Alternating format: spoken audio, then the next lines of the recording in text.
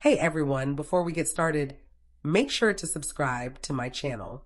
I was immersed in my third quarter financial reconciliation when my laptop alerted me to an incoming video call. The name Wexler Home flashed on the display like an alert signal. I paused for a moment before hitting accept. My mom's face appeared on the screen, radiating with excitement. "Leona, darling, we've got the most fantastic update," she sang out. That voice, that inflection, it always signaled that I was on the verge of losing out on something. I settled back into my seat, drumming my pen on the desk. "What's happening?"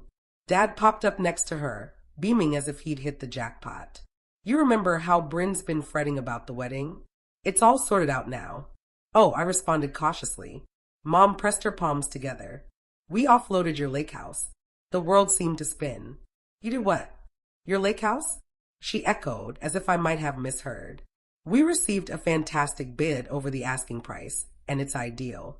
We transferred the down payment for the location this morning." "Isn't that amazing?" I stayed frozen. I couldn't budge. That place wasn't merely real estate. It was seclusion. It was tranquility. It was my own. "You weren't even utilizing it," Dad chimed in. "It's been vacant for ages. I've been busy with work, Dad, in Boston.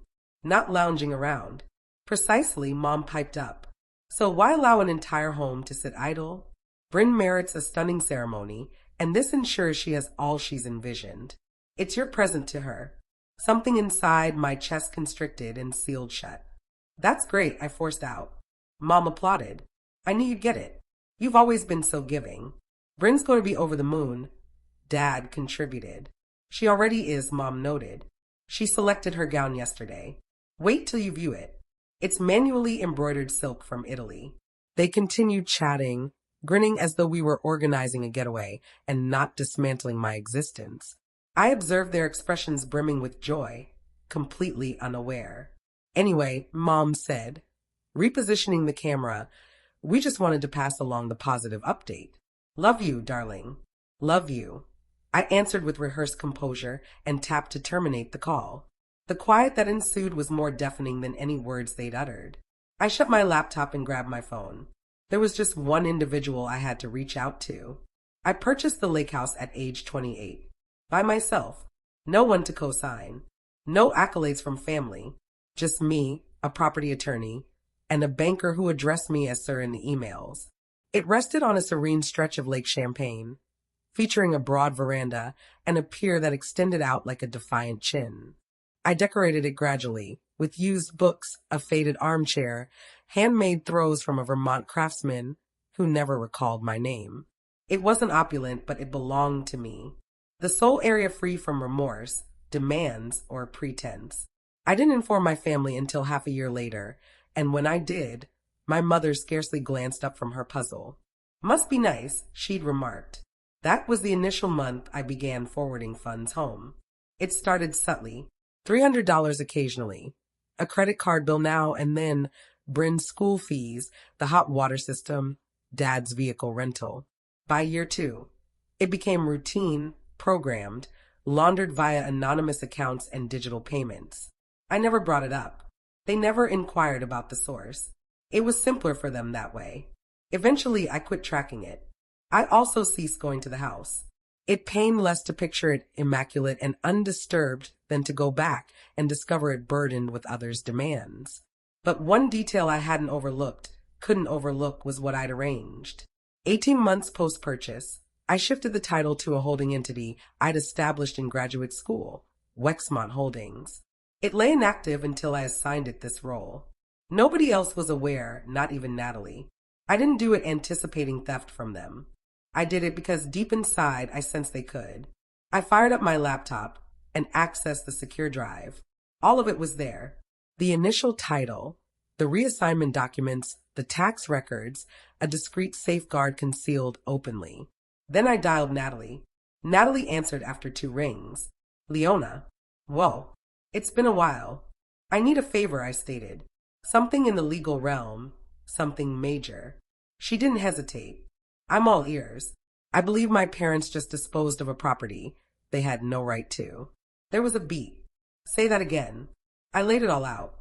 How they'd rung me that morning, shining like lottery winners, triumphantly declaring they'd sold my lake house to finance Bryn's nuptials. How they discussed it as if I ought to feel proud. And here's the key part, I added, pulling up the PDF on my display. They didn't sell my property. They sold an asset owned by Wexmont Holdings. Your holding entity, Natalie said, her tone sharpening. The one we set up jointly. Precisely. I transferred the title ages ago. I just verified. It's still under Wexmont. They faked my signature on the transaction papers. Jesus, Leona, they always knew the key's location, the document spot. I trusted them too much. You provided them with everything, she amended, and they exploited it for serious fraud. I breathe out gradually. That term solidifies it. It is solid. And if they deposited that check, it's trackable too. I shrank the title files and leaned back in my chair. Do I have grounds? Natalie chuckled wryly. You don't really have grounds. You have a devastating weapon. Forgery, false claims, theft of business property. This isn't a mere family dispute, Leona. It's illegal. I gazed at the screen, at my parents' beaming faces stuck in the call preview. They believed they'd pulled off something sneaky. They figured I'd agree. Dispatch a present, perhaps volunteer to pay for the music. I've been transferring them funds for years, I murmured. Mortgage, cards, Bryn's debts. I didn't seek thanks. I just didn't want them to sink. Natalie's voice grew gentler. And they pivoted and pulled you down regardless. I should have severed ties. You attempted it. You acquired your own retreat. They simply swam out to you. I stayed silent. I was already composing the documents. My hand remained steady. Not now. Let me predict, Natalie said. You're not calling to rant. No, I replied. I'm calling to resist. The form was already in Natalie's records. We adjusted it, switched names, dates, asset details, then submitted it to Wexmont's legal team for official scrutiny. In 48 hours, a repossession notice was prepared, authenticated, and delivered to my parents' doorstep by registered post. No warnings, no clarifications, just the details. The transaction was invalid, the purchaser deceived, and all earnings halted awaiting inquiry. Wexmont Holdings was enforcing its claims. I didn't yell. I didn't plead. I didn't even phone. Instead, I accessed our outdated family chat, muted for more than a year, and typed one note. Check your mail. That was all. Then I exited the app, powered down my laptop, and brewed tea. I lingered in the calm of my apartment. The sole sound was the spoon tinkling on the cup. The quiet was piercing, but not void. They desired me silent, compliant, the unseen supporter who maintained stability. So I delivered what they sought, a form of silence they wouldn't comprehend. By dawn, 3 notifications glowed on my screen. One from Mom. Honey, did something occur? The delivery person left something baffling. One from Dad. We need to discuss, Leona. And one from Bryn. This is over your dumb house, right? I didn't respond. I sent them all to Natalie. She answered in 2 minutes. They're shaken. Excellent. I set my phone screen down on the table and gazed at the dull Boston horizon. I hadn't triumphed yet, but a change had occurred. For once, I wasn't awaiting pardon. I wasn't tidying another's chaos. This time, they would experience standing in an unforeseen tempest. The initial email from Destiny arrived at 6:42 a.m. Subject, urgent payment concerns. Gilmore wedding. She started courteous, nearly regretful. Hi, Leona. I'm checking in on multiple failed payments tied to the forthcoming occasion. The site requires prompt verification, and the flower arranger wants a fresh down payment. Could a family member contact me? I didn't answer. By midday, 5 additional ones came. The vibe altered. Urgency seeped into the lines. The musicians insist on advance cash. Grand Vista states they'll free up your slot without response in 48 hours. Please update soon. I captured each as a screenshot and passed them to Natalie. She sent back a thumbs up emoji. Meanwhile, Bryn was uploading bridal photos as if all was fine. Her Instagram featured a nuptial timer in gentle hues, lace wraps, polished nails, bubbly glasses perched on groomed feet, last adjustment prior to the event. Can't wait to wed my love, blessed and radiant. The replies brimmed with hearts and aspirations. None of her audience realized the payments were failing or the ensemble hadn't locked in. The facade endured for the moment, but I spotted the fissures emerging. That night, I uncorked wine and scanned Destiny's newest message. This was flagged critical. Response needed. Hi, Leona. I've gotten alerts from 7 suppliers on imminent terminations. I've attempted reaching your parents without success. I must understand the situation. Please, my signature is on certain agreements. My standing is in jeopardy. Yet, I remain mute. They constructed this dream on funds they lacked rights to, on a home not theirs, and on the notion I'd remain voiceless eternally. But quietude isn't yielding. I refilled my glass and accessed the document Natalie forwarded. The formal halt order ready for submission tomorrow. This wasn't a mere alert anymore. It was the onset of the downfall. By 9:15 a.m., Natalie had lodged the halt order. The court administrator verified acceptance. The assigned judge was known for speed, and in hours, a provisional stop order was granted. The deal was suspended. All monies marked for fraud probe. Wexmont Holdings' position was now formal. My parents hadn't simply vended a home. They'd attempted to cleanse pilfered assets via a sealed cycle of privilege and presumption. I didn't have to proclaim it. The cascade initiated itself. By mid-afternoon, my phone started vibrating. The family chat, dormant for months, ignited like a signal. Mom, honey, there's a problem with the bank. Can you look? Dad, Leona, we're receiving odd contacts from the title firm. Bryn, what have you done? I didn't reply. Then the calls arrived. 10 unanswered in less than half an hour. I silenced the conversation and placed my phone screen down on the surface. Let them whirl. Let them speculate. I launched my laptop to an email from the escrow handler, copying my lawyer. All distributions are paused for legal examination. Another arrived shortly from the purchaser's agent. Please reach out right away to explain the ownership setup. Our buyer is deeply worried. I savored a deep coffee sip and updated Destiny's messages. A fresh header appeared. Help. I'm losing grip on the wedding. She had no clue how much more severe it would become. I didn't relish observing the unraveling. Not like Bryn would if roles swapped. But there was a subdued, harsh fulfillment in permitting action to encounter outcome. They proceeded without inquiry, without verification, without pondering I might not simply accept it. Now the funds were secured, the schedule demolished, and each outreach they attempted rebounded from the identical barrier. My quiet. I shut all windows except one. The current status of the stop order. Active, it stated. Natalie messaged. They'll sense this by dawn. I didn't respond. I just observed. The call arrived shortly past midnight. I didn't know the digits, but I picked up regardless. Part of me craved hearing their dissent. Leona. My mother's tone was nearly unfamiliar. Darling, please stay on. I said nothing. Dad's voice followed, fragile but attempting steadiness. We simply need to converse. There's been a mix-up. Something at the bank. You referred to the fraud inquiry? I said. That mix-up. A quiet extended. Leona, we weren't aware, Mom murmured. We assumed. Assumed what? My tone stayed level. It didn't require elevation. That the home was merely there for you to liquidate. That you deserve something unearned. We required the cash, she said, almost innocently. Bryn's ceremony. You've received cash, I interrupted.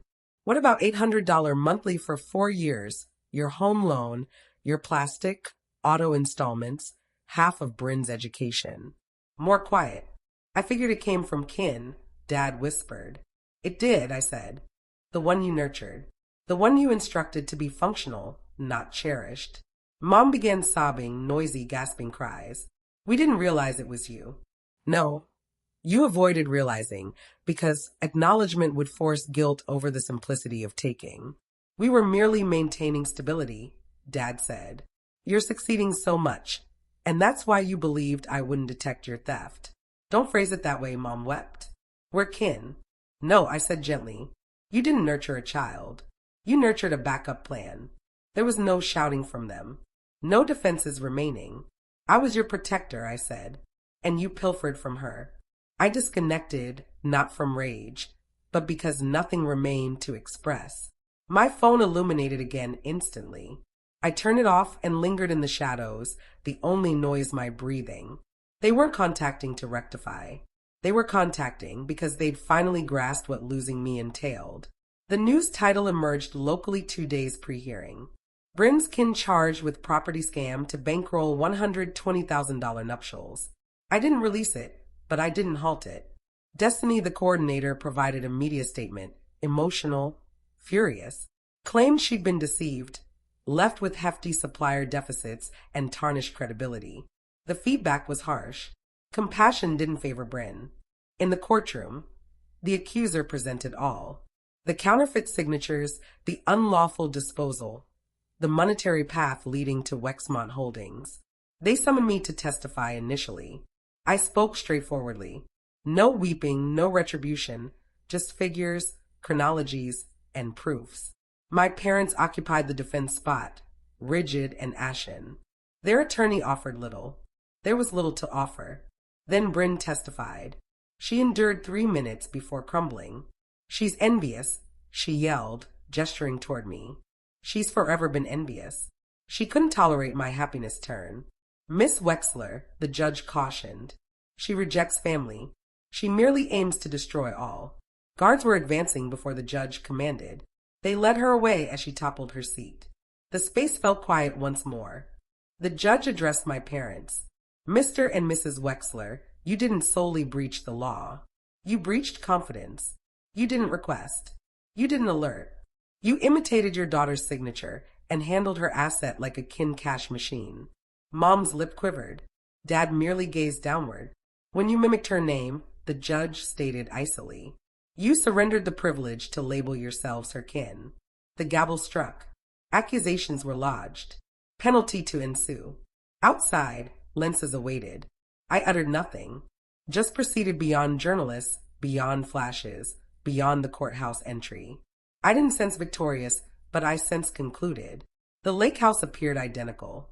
Same worn white blinds, same squeaky veranda stair, same chimes my mother once acquired roadside and dismissed the following day. But it no longer seemed mine.